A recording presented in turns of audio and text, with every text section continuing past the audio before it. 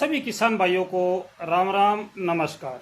किसान भाइयों, आज की इस वीडियो में ना हम खेती की बात कर रहे हैं, ना मौसम की और ना पशुपालन की।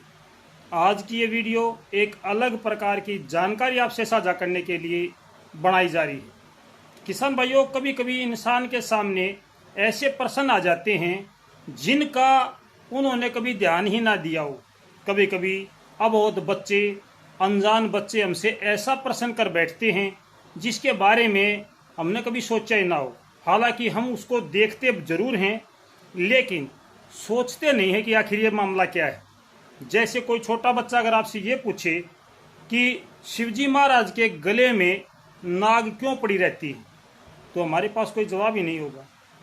हमें पता ही नहीं है कि शिवजी महाराज के गले में नाग क्यों पड़ी रहती है। जी मेरे किसान भाइयों, मेरे दर्शकों, मेरे देशवासियों, आज मैं कुछ ऐसी ही जानकारी से पर्दा उठाने वाला हूं जो बहुत रहस्यमयी जानकारी है। और ये रहस्यमयी जानकारी बहुत से लोगों ने भी साझा करी होगी, आपने पहले भी सुनी होगी। ऐसी बात नहीं कि मैं पहली बार मैं इंसान हूं जो आपसे जानकारी साझा कर रहा हूं, लेकिन इसको समझने के लिए सरल भाषा का होना बहुत जरूरी है। जी किसान भाइयों, हम बार बार सुनते हैं कि जहाँ पे गड़ा हुआ धन होता है वहाँ पे नाग देवता का पहरा होता है। क्यों?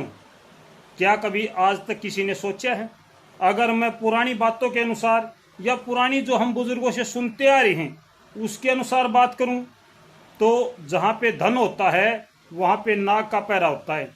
और बड़े बुजुर्ग ये कहते थे कि फलाना गांव में धन है, मटका दब रहा है, टोकना दब रहा है और उसके ऊपर काला नाग बैठा है और वो न्यू का है अक एक जवान आदमी की भेंट मांगू हूं जब इस धन ने देने दूंगा। ये बात हमने बहुत बार सुनी। क्या इसका वैज्ञानिक पहलू क्या है? उससे पहले अगर हम वैज्ञानिक पहलू से पहले अगर हम बात करें तो सबसे पहली बात यह आती है कि शिवजी महाराज के गले में नाग क्यों हैं। जी किसान भाइयों, ये एक ऐसी बात है जिसके बारे में हमने कभी विचार ही नहीं किया। कभी कभी कोई ऐसी पर्सन आ जाता जो हम देखते तो रोज हैं, हमने हर बार तस्वीरों में देखा है, जो शिवजी महाराज हैं उनके गले में नाग पड़ी है। अब ये नहीं सोचा कि इनके गले में नाग क्यों पड़ी है, नहीं सोचा।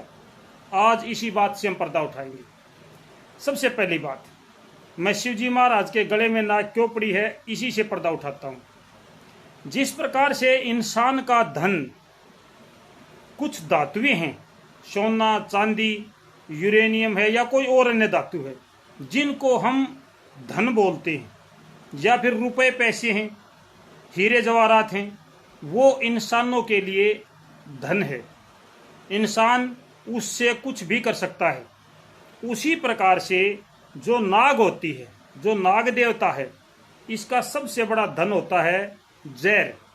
जितना जहरीला नाग होगा उतना ही लोग या दूसरे जीव उससे डरेंगे, उतना ही वो अपने आप को अमीर समझता है। शिवजी महाराज के गले में नाग पड़ी होने का सबसे बड़ा कारण क्या है? विश्व का सबसे ज्यादा जहर और सबसे खतरनाक जहर जो समुद्र मंथन से निकला था, वो शिवजी महाराज ने जिसका विषपान कराया था और वो उन्होंने अपने गले में रख लिया था, नीचे नहीं जाने दिया था। नाग उसी जहर पर बैठती है, उस जहर को प्राप्त करना चाहती है।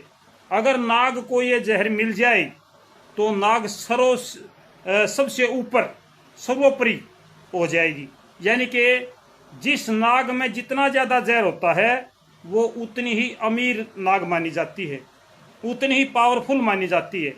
इंसान के पास जितना ज्यादा पैसा होता है उतना ही पावरफुल हो जाता है। नाग में भी यही बात है।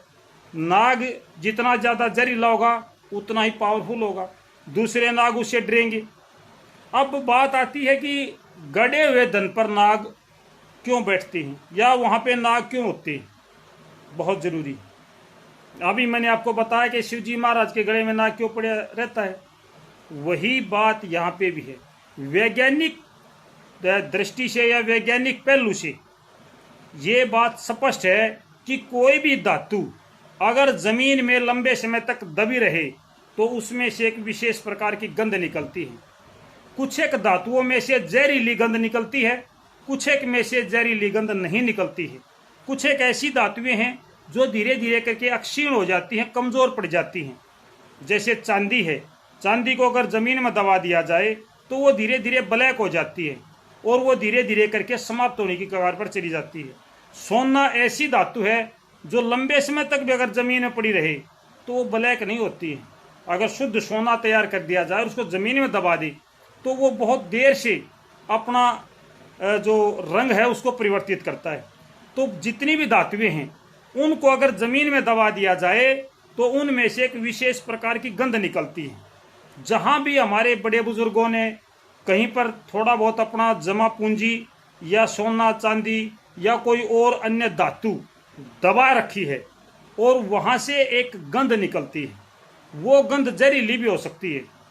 उसी गंध को, उसी जहर को प्राप्त करने के लिए नाग देवता उस जगह पे डेरा जमाए रहता है जहाँ से वो गंध आती है। इसीलिए जहाँ पे धन गड़ा हुआ होता है या हमारे बुजुर्गों ने जहाँ धन छुपा रखा होता है वहाँ पे जहरीला सांप मिलता है, जहरीली नाग मिलती है। वो उस गंध को अपनी तरफ खींचती है और अपने अंदर जहर की मात्रा को बढ़ाती है। क्या आपने कभी ऐसी जानकारी या इस प्रकार की जानकारी सोची है? कोई भी बच्चा आपसे पूछ सकता है कि नाग शिवजी महाराज के गले में क्या कर रहे हैं, लेकिन आज के बाद मुझे उम्मीद है कि आपके पास इस प्रश्न का जवाब भी होगा कि शिवजी महाराज के गले में नाग क्यों पड़ी है। हालांकि इसके बारे में मैंने जो जानकारी दी है वो जानकारी वैज्ञानिक तरीके से दी है। अब इसके बारे में कितनी भ्रांतियां हैं, कितनी कथाएं हैं, कितनी बातें चलती हैं, वो एक अलग बात है। अगर आपको जानकारी अच्छी लगी हो आज की तो वीडियो को शेयर करें।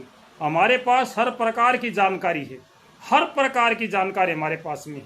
चाहे आप किसी भी विषय की जानकारी ले सकते हो, बशर्ते वो कोई वैज्ञानिक या साइंटिस्ट पे ना हो।